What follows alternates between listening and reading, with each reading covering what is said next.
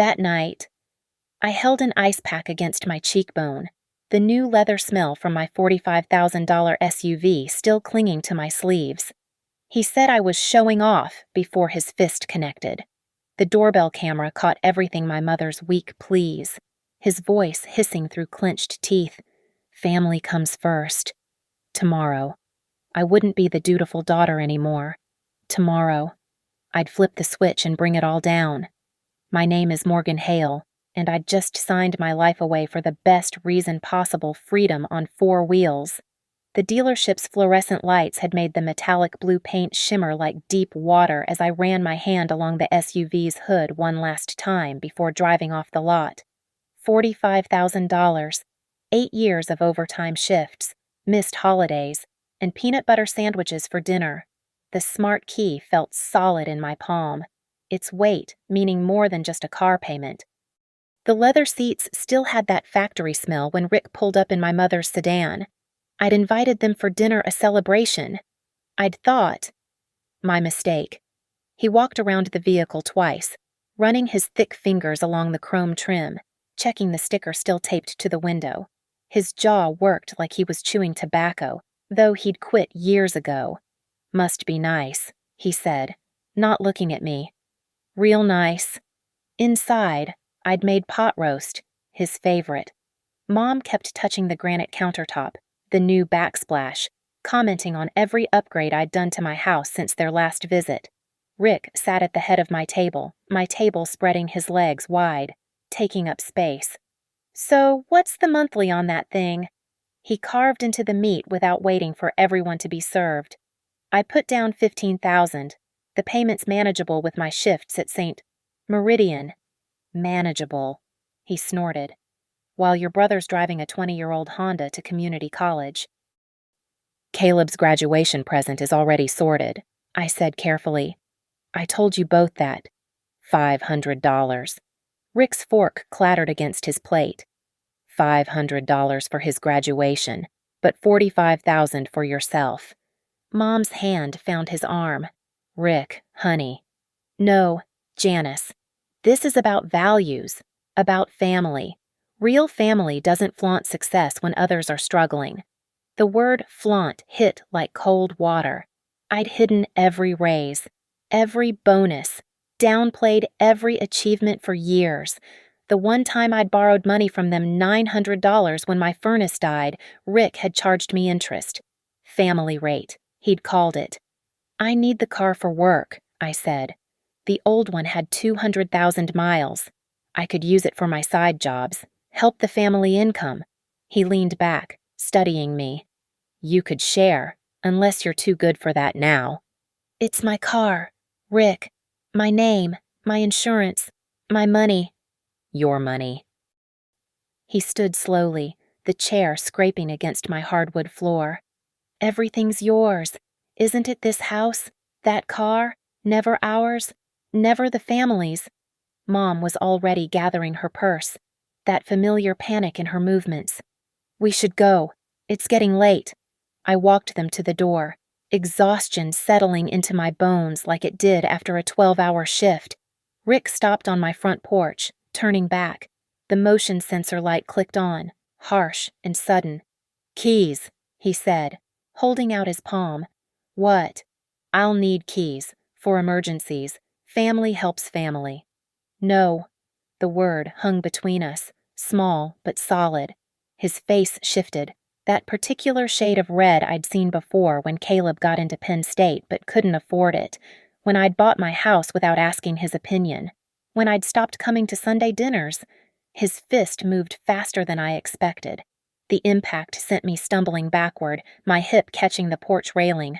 The taste of copper filled my mouth. Mom's scream seemed distant, muffled, like she was underwater. You ungrateful... He stepped forward, but the neighbor's door opened. Mrs. Patterson in her nightgown, phone already in her hand. I'm calling the police. Rick backed away, pointing at me. This isn't over. They left me there, holding my face, blood dripping onto my new car keys. The doorbell camera's red light blinked steadily. I'd forgotten about it until that moment. The $100 investment I'd made after Rick had let himself into my house last year with the emergency key. At St. Meridian's ER, my colleague Daria took one look and led me to a room without questions. The split needed 3 stitches. She documented everything: photographs, measurements, formal medical terminology that would stand up in court. The bruising was already starting, purple spreading across my cheekbone like spilled wine. "You pressing charges?" Daria asked, sealing the evidence bag with my bloody shirt. I thought about Mom's text, already on my phone.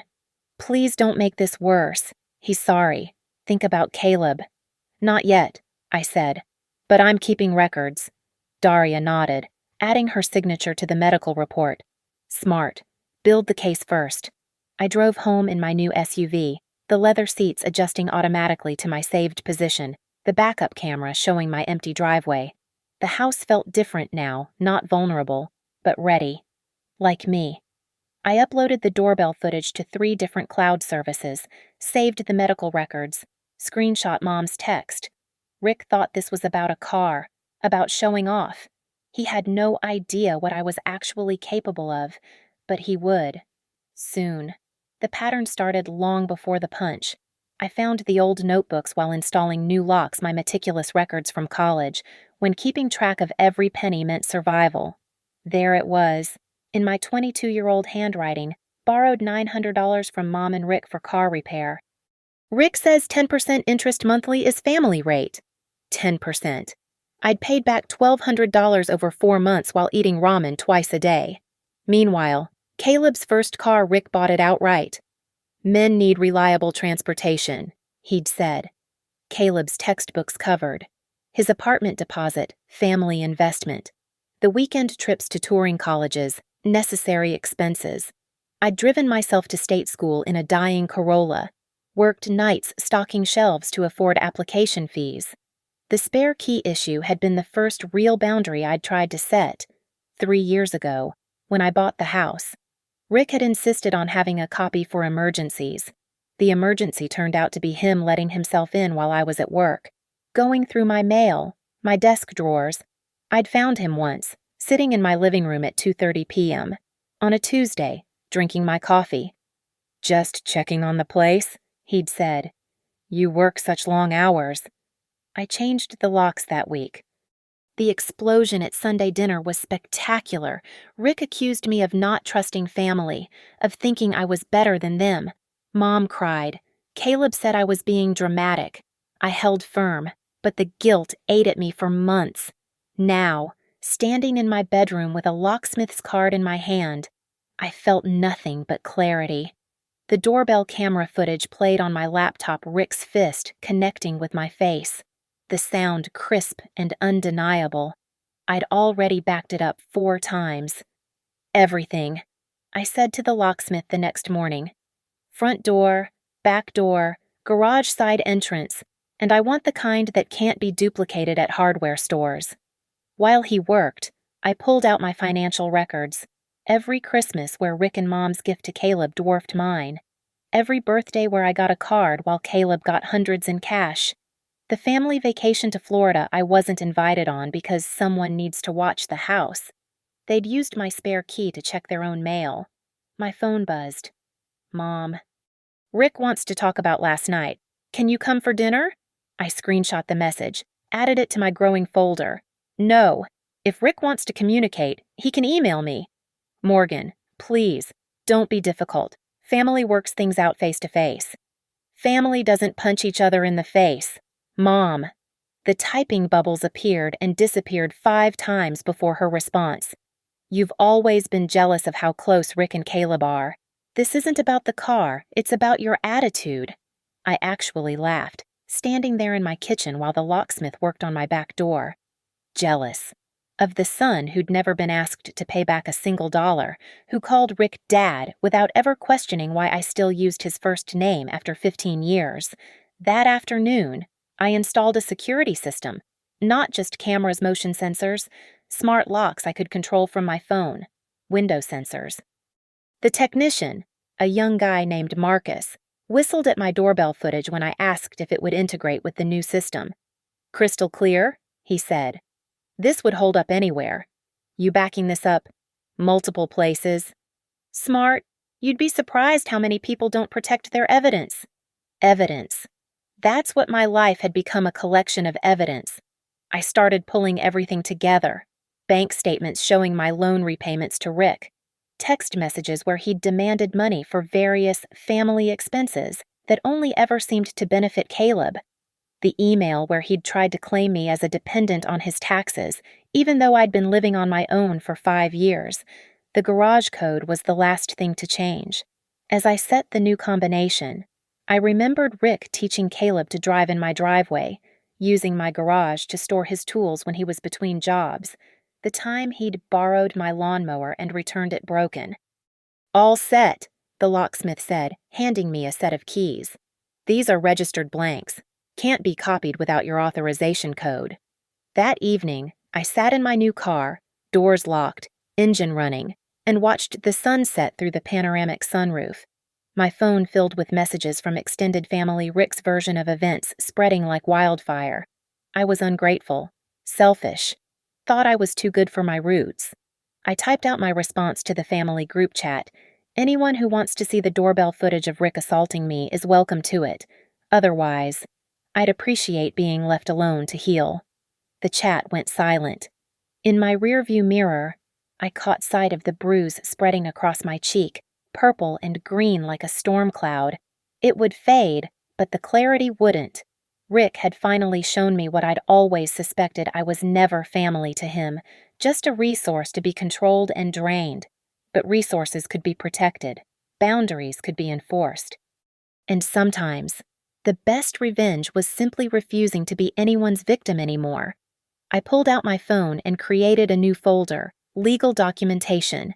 Then I started making calls. It was time to stop playing defense. The text arrived at 6:43 a.m.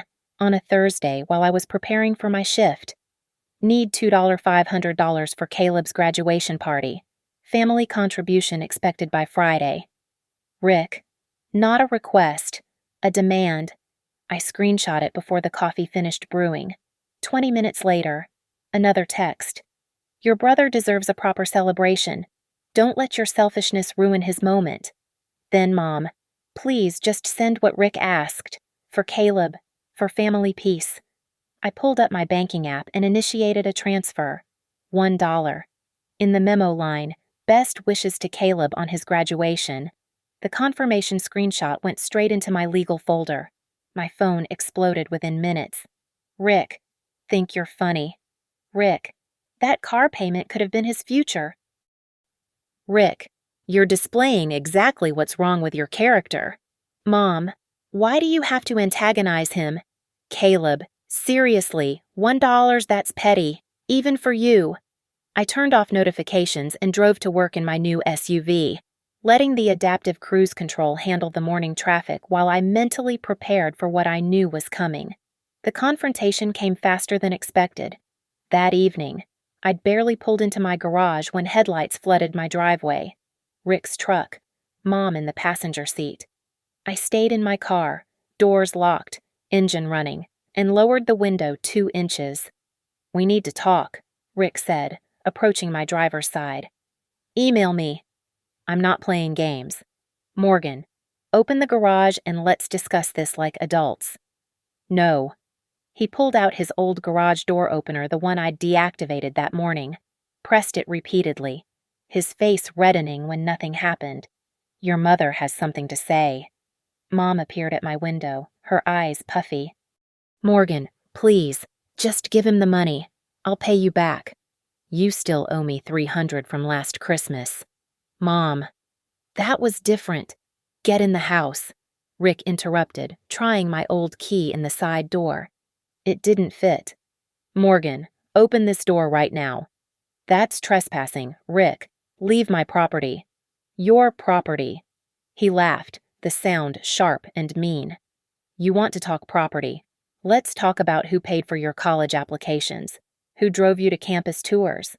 I paid you back for the applications, with interest, and the campus tours. That was Mom, in my car, with my gas money. His fist hit the garage door. leaving a small dent. I made sure my phone was recording. "Everything's about money with you," he spat. "That's why you flaunt that car. That's why you lord this house over us." "I don't lord anything. I just refuse to be your ATM anymore." "ATM, we're family." "Then why does family only flow one way with you?" "Rick." Mom was crying now, tugging at his arm. But Rick wasn't done. He pulled out his phone, showed me the screen. A text thread with extended family. My cousin Sarah, my Aunt Linda, all about my cruel treatment and jealousy issues. "Everyone knows what kind of person you are now," he said, "showing off that expensive car while your brother struggles. Caleb has a fully paid education, a car you bought him, and parents who support him. I had none of that." "Because you didn't deserve." He caught himself, but too late. "Finish that sentence, Rick." "We're leaving," Mom said quickly, pulling him away. "Morgan, please think about what you're doing to this family." "I am thinking, Mom, for the first time, I'm really thinking." As they backed out, Rick rolled down his window.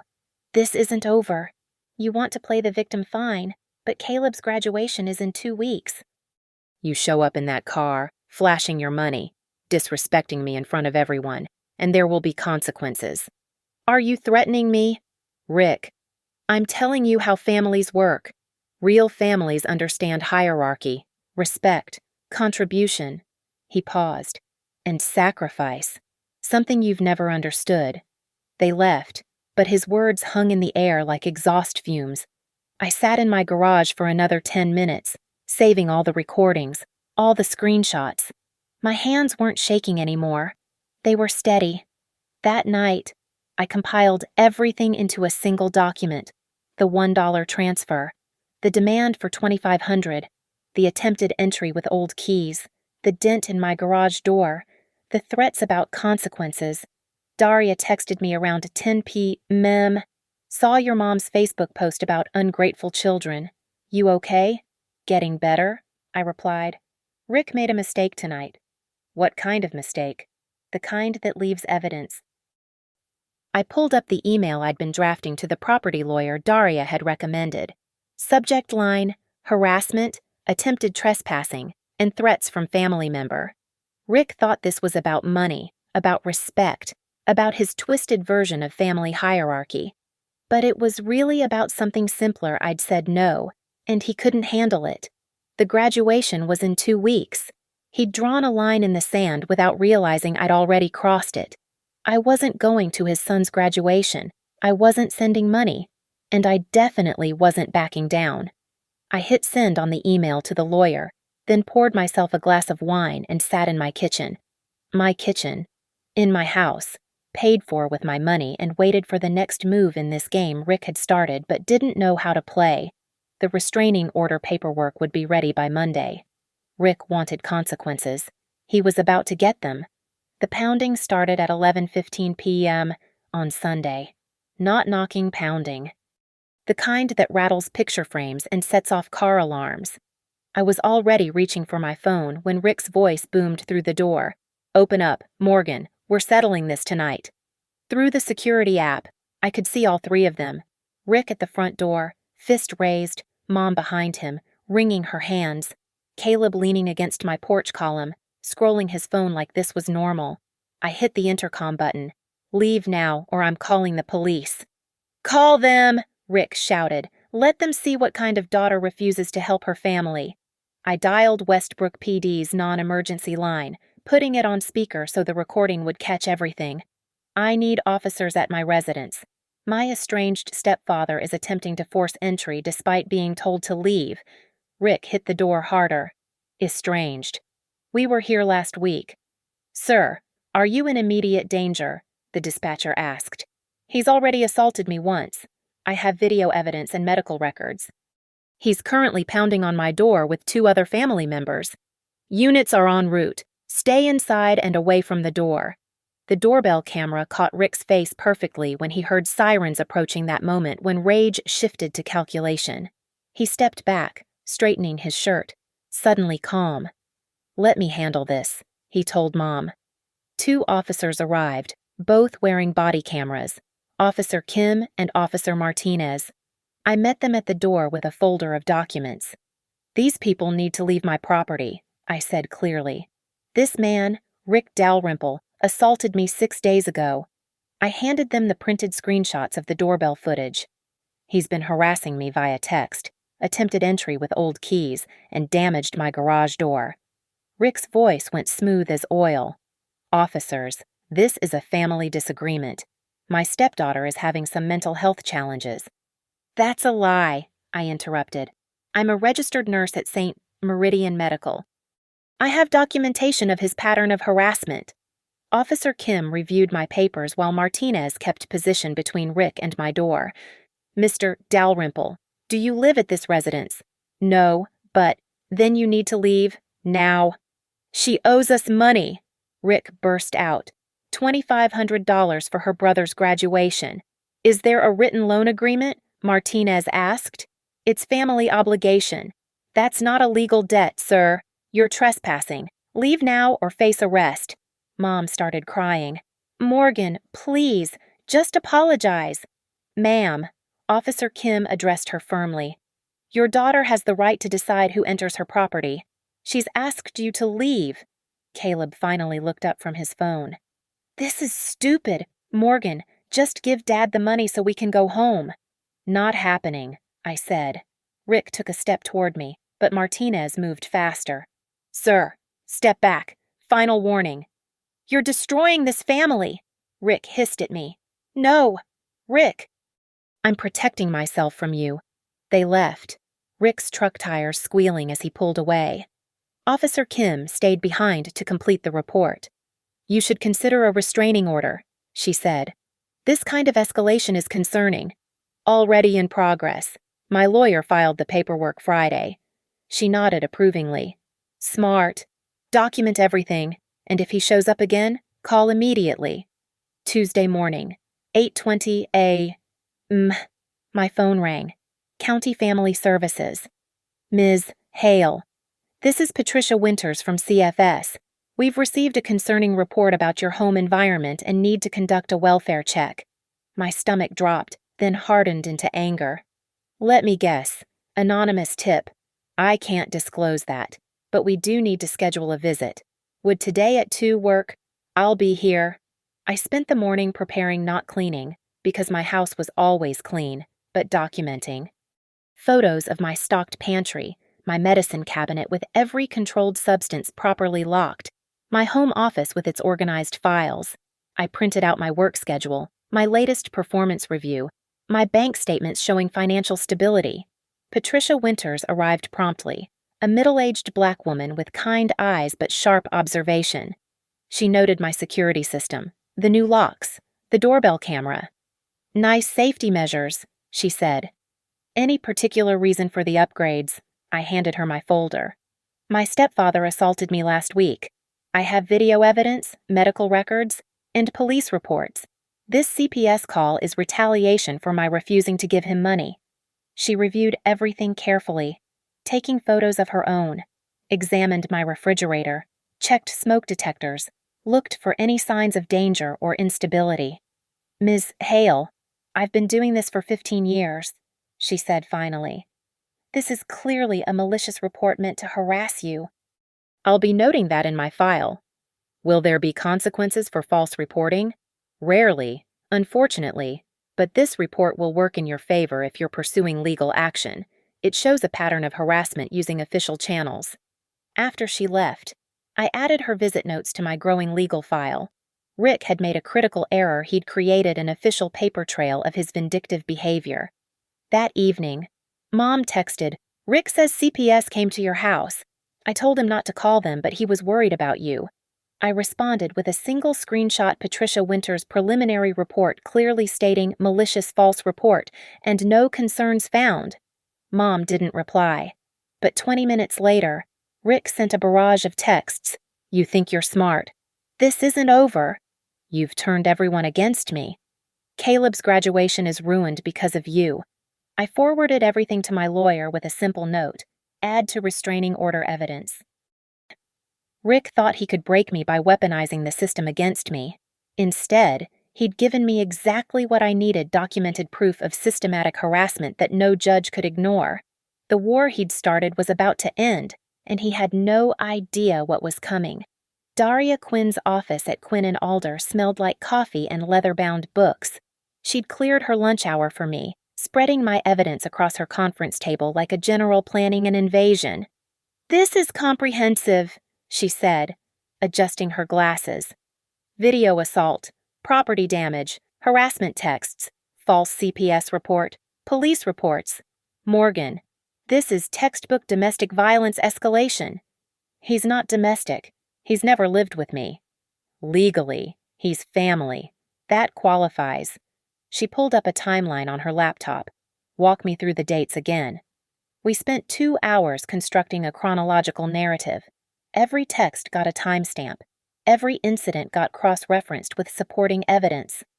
Daria's paralegal, James, created a digital folder with subfolders: physical assault, property crimes, harassment, witness statements, financial abuse history. "The financial abuse is interesting," Daria noted, reviewing my old bank records. "He charged you interest on a family loan while giving your brother free money. That establishes pattern of discriminatory treatment." "Can we use that? Everything's relevant in establishing pattern of controlling behavior. Now, let's discuss strategy." She pulled out a legal pad, writing as she talked. "First, temporary restraining order. With this video, that's guaranteed. Second, we file civil assault charges. Third, and this is optional, but recommended, we investigate his handyman business." "What about it?" "You mentioned he works cash only, no licenses. That's tax evasion and violating contractor regulations. We can report to the IRS and state licensing board." I thought about Mom, about Caleb. Then I remembered Rick's fist connecting with my face. "Do it all." "Good. Now, we need witness statements. The neighbor who saw the assault." "Mrs. Patterson, she's willing to write a statement." "Excellent. What about your colleagues who treated your injuries?" "Already have written documentation from the ER visit." Daria smiled. "You've done half my job already. Let's talk about the social media aspect." She pulled up Facebook on her tablet.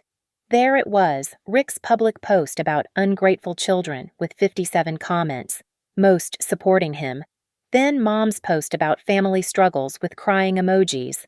"Screenshot everything," Daria instructed. "Comments especially. He's creating evidence of defamation." James interrupted, holding a printout. "Found something. Rick Dalrymple has a previous arrest from 2015. Bar fight. Charges dropped." "Pattern of violence," Daria murmured, adding it to our file. "Morgan, I need you to understand something. Once we file, this goes nuclear. Your family relationships will likely never recover. They punched me in the face and called CPS on me. There's nothing to recover." That afternoon, I sat in my car outside the courthouse while Daria filed the paperwork. My phone buzzed with a text from an unknown number, a photo of me at the grocery store that morning. No message, just the image. I called Daria immediately. "He's having me followed." "Forward it to me. We'll add stalking to the charges." The next 3 days blurred together. I installed more cameras, covering every angle of my property. I varied my routes to work. I had security walk me to my car after shifts. Every interaction got documented. My cousin Sarah called Wednesday night. "Morgan, what are you doing? Rick's been in our family for 15 years. He assaulted me. Sarah. He says you hit him first. I have video proving otherwise. Would you like to see it?" She hung up. Thursday brought more flying monkeys. Aunt Linda, Uncle Robert, even my old high school friend Jennifer, all with the same message: "Don't destroy your family over money." I responded to each with the same template: "This isn't about money. Rick physically assaulted me. I have video evidence. Please don't contact me about this again." By Friday, I'd assembled my own coalition. Mrs. Patterson provided a 2-page witness statement. 3 co-workers wrote character references. My supervisor at St. Meridian documented my stellar performance reviews and the impact of visible facial trauma on my work. Daria called Friday evening. TRO hearing is Monday at 9 a.m. Can you miss work? Already arranged coverage. Good. Wear business attire. No jewelry except small earrings. Look professional but not wealthy. Rick doesn't have a lawyer. He might by Monday. Either way, we're ready. She paused. Morgan, I've been doing this 12 years. Your documentation is the best I've seen. You're going to win. That night, I backed up everything to 3 cloud services and a physical drive I stored in my safety deposit box. The folder had grown to 200 pages. Every lie Rick told, every threat he made, every time he tried to manipulate the situation, all documented, organized, ready. I stood in my kitchen, looking at the dent in my garage door through the window. Monday. That dent would speak louder than all Rick's excuses. Monday. The paper trail would become a paper avalanche. My phone buzzed. Mom, please don't go to court. Rick promises to leave you alone if you drop this. I screenshot the message, added it to the folder labeled Attempted Witness Tampering, and turned off my phone. The war chest was complete. Now it was time to deploy it. The certified letters went out Tuesday morning, each one carefully crafted by Daria's team.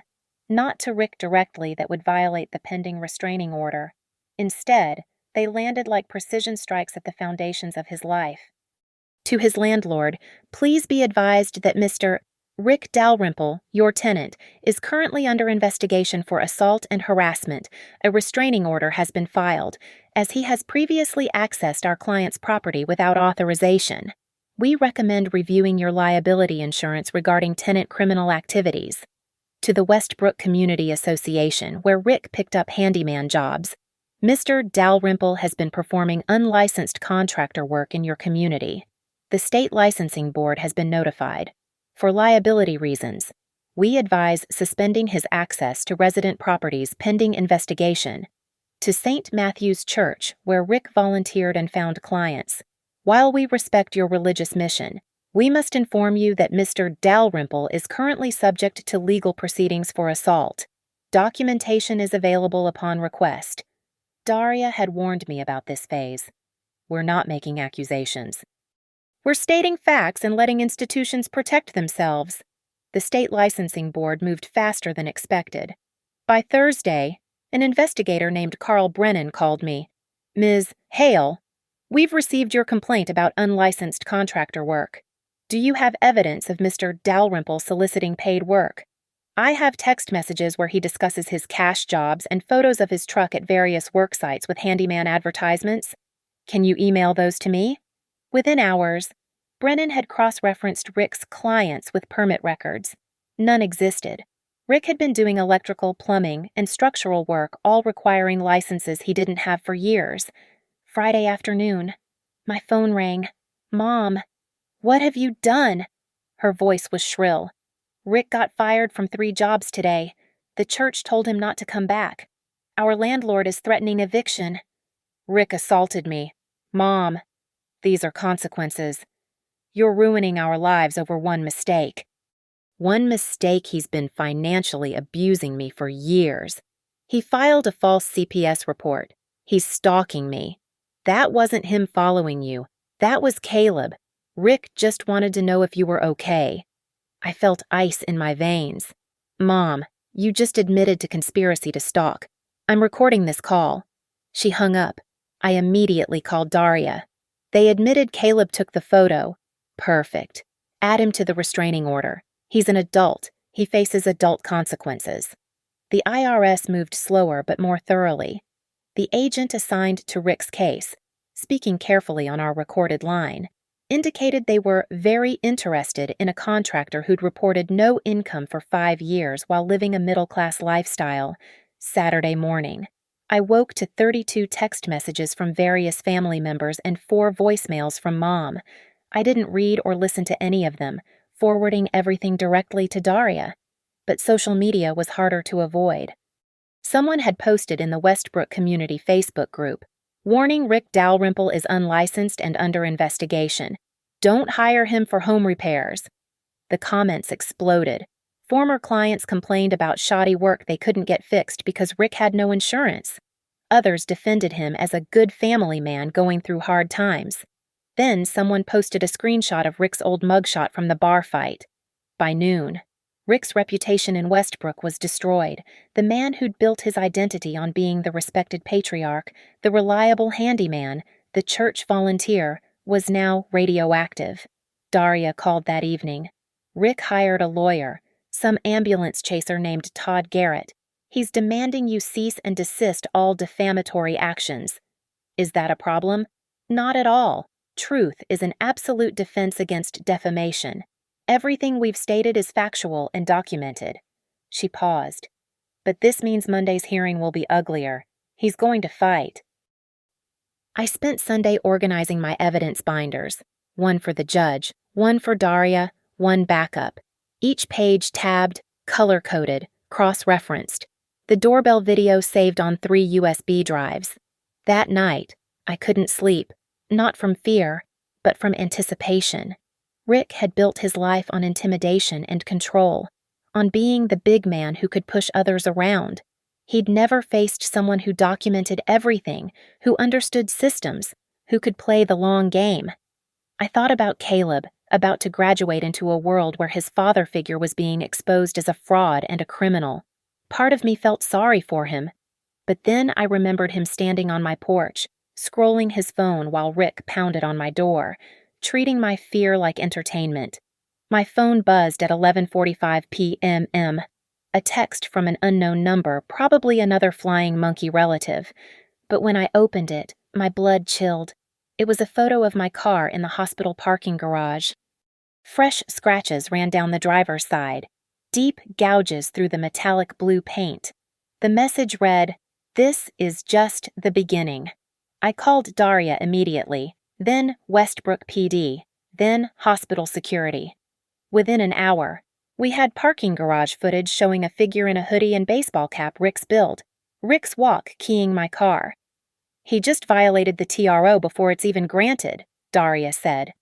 "This guarantees we win Monday, and likely criminal charges too." I ran my finger along the scratches, feeling the rough edges of damaged paint. $45,000 worth of freedom, and he'd tried to mark it as his. But Rick had just made his final mistake. The camera caught him checking his phone afterward, his face visible for 3 seconds. Clear enough for identification, clear enough for prosecution. The vandalism would cost him more than the $2,500 he'd demanded. The restraining order, the criminal charges, the IRS audit, the contractor violations. Rick had destroyed his own life trying to control mine. Tomorrow, in court, the full weight of his choices would come crashing down. The courtroom smelled like old wood and floor wax. Judge Catherine Reeves, a woman in her 60s with silver hair pulled back severely, reviewed the paperwork while we waited. Rick sat across the aisle with his bargain lawyer, wearing his only suit, the one from Caleb's high school graduation. Mom and Caleb sat behind him in the gallery. "We're here for a temporary restraining order hearing," Judge Reeves began. "Hale versus Dalrymple. Ms. Quinn, you represent the petitioner." "Yes, Your Honor. We're requesting a 4-year restraining order based on assault, harassment, stalking, and property damage." Rick's lawyer, Todd Garrett, stood. "Your Honor, this is a family disagreement blown out of proportion. Mr. Dalrymple is a respected member of the community. Mr. Garrett, you'll have your turn." The judge interrupted. "Ms. Quinn, present your evidence." Daria started with the video. The courtroom's large monitor came to life, showing my front porch. The timestamp read 11:18 p.m. There was Rick, his fist connecting with my face. The sound of impact echoed through the courtroom. Mom flinched. Several people in the gallery gasped. "Your Honor, this is assault captured on video. Ms. Hale required medical attention." Daria presented the ER photographs, my face swollen, purple bruising spreading across my cheek. Garrett jumped up. "That video lacks context. Mr. Dalrymple was provoked." "Provoked how?" Judge Reeves asked sharply. "Ms. Hale had just refused a reasonable family request for financial assistance." The judge's eyebrows rose. "Are you arguing that refusing to give money justifies physical assault?" Garrett backtracked. No, Your Honor, but family dynamics are complex. Sit down, Mr. Garrett. Daria continued methodically, the texts demanding $2,500, the dent in my garage door with the police report, the false CPS report with Patricia Winter's finding of malicious reporting, the admission that Caleb had photographed me for Rick, stalking by proxy.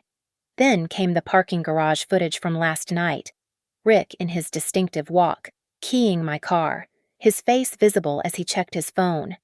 This occurred yesterday at 11:47 p.m., Daria said, after Mr. Dalrymple was aware of these proceedings. Judge Reeves leaned forward. Mr. Dalrymple, were you at St. Meridian Medical Parking Garage last night? Rick whispered urgently to his lawyer. Garrett stood. My client exercises his Fifth Amendment right. This is a civil hearing, Mr. Garrett. Answer the question, Mr. Dalrymple. Rick stood slowly. That's not me in the video. Do you own a black hoodie with a Westbrook Warriors logo? Silence. I can see you're wearing a Westbrook Warriors polo shirt right now. Mr. Dalrymple. More silence. Daria presented the rest efficiently. Mrs. Patterson's witness statement. The pattern of financial abuse dating back years. The text from Mom admitting they knew about the stalking. The community Facebook posts where Rick had called me mentally unstable and dangerous. Your Honor, Daria concluded, Mr. Dalrymple has shown escalating violence, use of proxy harassers, property damage, and defamation. Ms. Hale fears for her safety. Garrett's defense was painful to watch. He tried to paint me as a bitter daughter jealous of her brother. He claimed the assault was a single emotional moment. He suggested I was lying about the car damage. Judge Reeves stopped him. Mr. Garrett, I have video evidence of both assault and vandalism. Do you have any actual defense? Mr. Dalrymple is a pillar of the community, who appears to have assaulted his stepdaughter. Anything else? Garrett pulled out a stack of papers. Character references from church members? Did any of these people witness the events in question? No, but then they're irrelevant to whether these incidents occurred. Judge Reeves turned to Rick. Mr. Dalrymple, do you have anything to say? Rick stood, his hands shaking. Your Honor, I've been that girl's father for 15 years. I helped raise her. She owes our family. She owes you nothing. The judge interrupted. She's an adult who refused your demand for money. You responded with violence. She looked at the photos of my bruised face again. Significant violence. Rick's composure cracked. She thinks she's better than us buying that expensive car, flaunting her money while we struggle. Mr. Dalrymple, stop talking, his lawyer hissed, but Rick was beyond stopping. Family means sacrifice.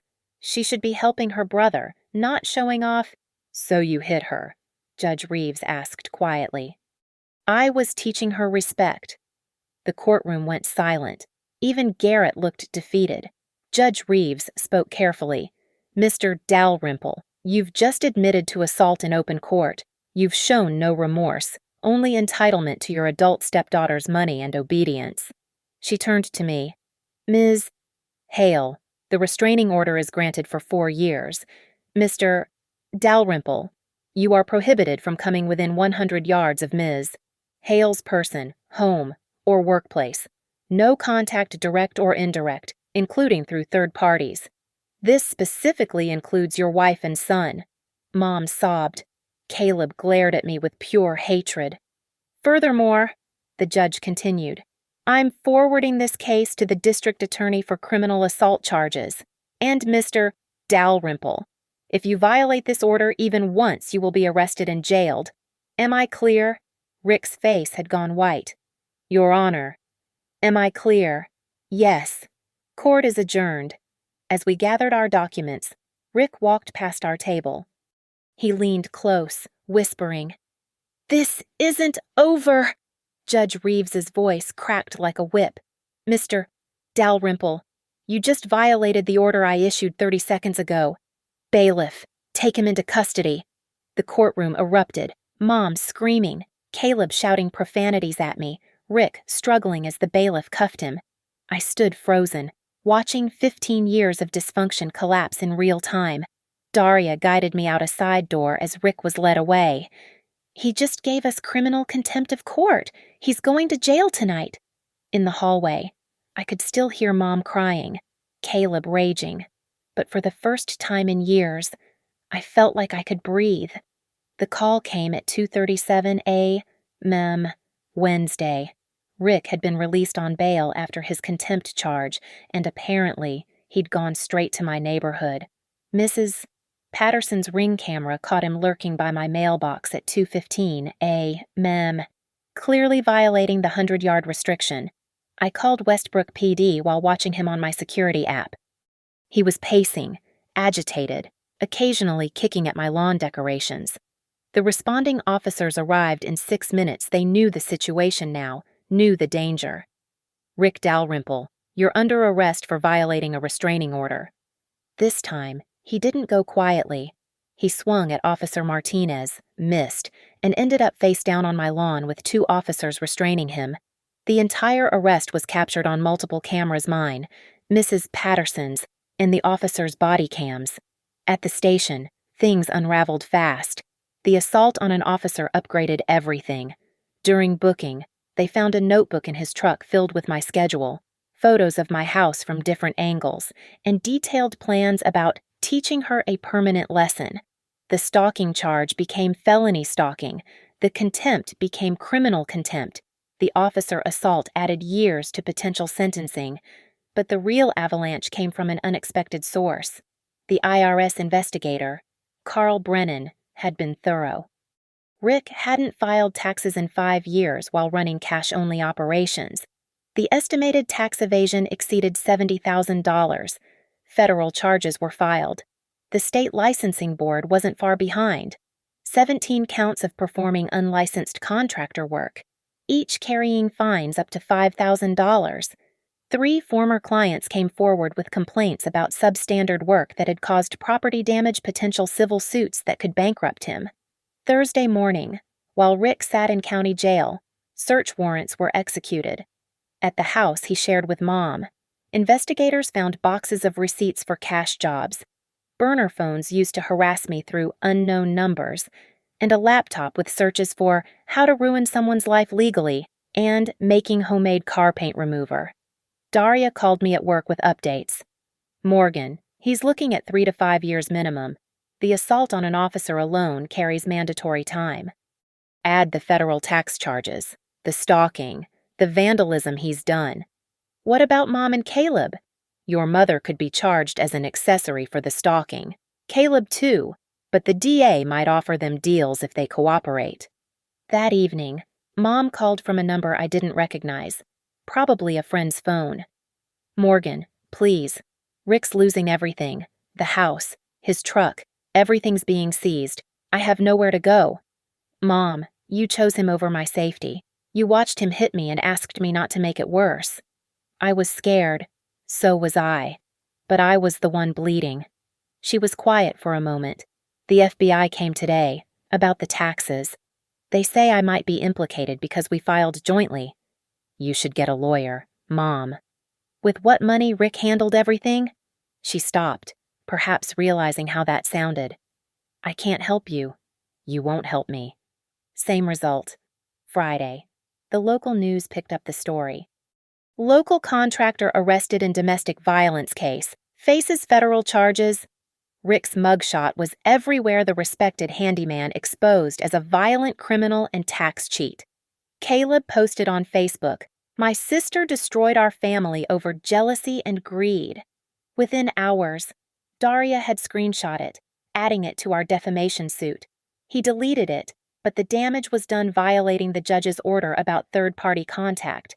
The trial was set for 6 months out, but Rick never made it that far. Facing overwhelming evidence and multiple jurisdictions wanting their pound of flesh, his court-appointed attorney advised him to take a plea deal. 3 years federal prison for tax evasion, 2 years state for assault, stalking, and vandalism, to run concurrently, registration as a violent offender, restitution of $43,000 to me for damages and legal fees. The day of his sentencing, I sat in the gallery between Daria and Mrs. Patterson. Rick looked smaller in his orange jumpsuit, his gray roots showing, his handyman confidence gone. When the judge asked if he had anything to say, he turned to look at me. She took everything from me. The judge shook her head. No, Mr. Dalrymple, you took everything from yourself the moment you raised your fist to your stepdaughter. The gavel came down. 3 years. The bailiffs moved toward him with shackles. I watched them secure the chains around his wrists and ankles, listened to the metal clink with each step as they led him toward the holding cells. The heavy door closed behind him with a decisive thud that echoed through the courtroom. That was the last time I saw Rick shuffling away in chains, heading to federal prison, his empire of control reduced to a 6x8 cell. The man who'd demanded $2,500, who'd felt entitled to my success, who'd tried to break me for the crime of saying no, brought down by his own violence, greed, and arrogance. I signed the final paperwork confirming my receipt of the evidence for permanent record. On my phone screen, the doorbell camera footage remained frozen on that first frame, Rick's fist pulled back, his face twisted in rage. The moment before everything changed, justice had been served, cold, methodical, and complete. Thank you for listening to my story. I'd love to know where you're tuning in from. Drop a comment below and let's connect. If this resonated with you, please subscribe to the channel and share your thoughts. Your stories and perspectives matter too.